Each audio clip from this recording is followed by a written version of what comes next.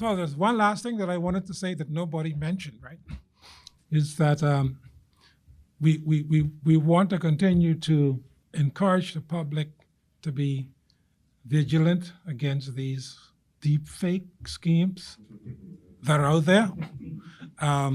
So they do prey on our vulnerabilities, and we want people to be more skeptical when they see these things circulating. And I hope they also get an impression of what can be done with artificial technology and artificial intelligence now in terms of creating videos and other things that look so realistic, voice and everything.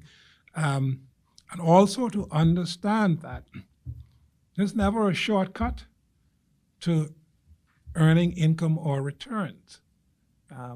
Have a better, deeper understanding for what the average rates of returns are in this country. And if you're getting returns or you're getting promises of returns that look different from those, you need to really question and try and understand, how those monies are being earned, and be very skeptical too when you're being promised that these returns are going to go into cryptocurrency accounts, right? There's no prohibition in the Bahamas against anyone investing in cryptocurrency or having cryptocurrency accounts. So if you want to do it through the channels that are secure and trusted. But do not get deceived into doing it and thinking that somehow you're doing something where you're evading the system and the rules. Bahamians are allowed to do it, so I think that's very important. But be very skeptical, and the deepfake scams that we've seen in the Bahamas, they're also being perpetrated regionally, and so they're being tailored to different countries. And if you look very closely at this, it looks a lot like the experience that people had a few weeks ago in Grand Bahama. So you need to be very mindful of any scheme where you're paying money in order to secure some sort of job or gig. That something is wrong there. And on another level, are you in communication with local banks who see a number of these scams? I just got one this morning from the CIBC saying that I need to contact. Well, yes, we're all very, very active in trying to keep the public alert.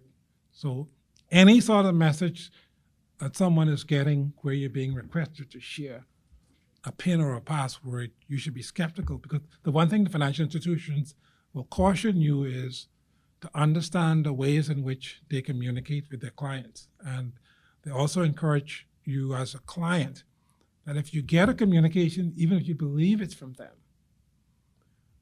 go through the independent channels that you're accustomed to using to either verify your account or check your balances. So even if your bank is reckless enough to legitimately send you, which they won't, but if they're reckless enough to legitimately send you a link to say, click here and go there, you should delete that and go through the channels that you ordinarily go through and do what you need to do.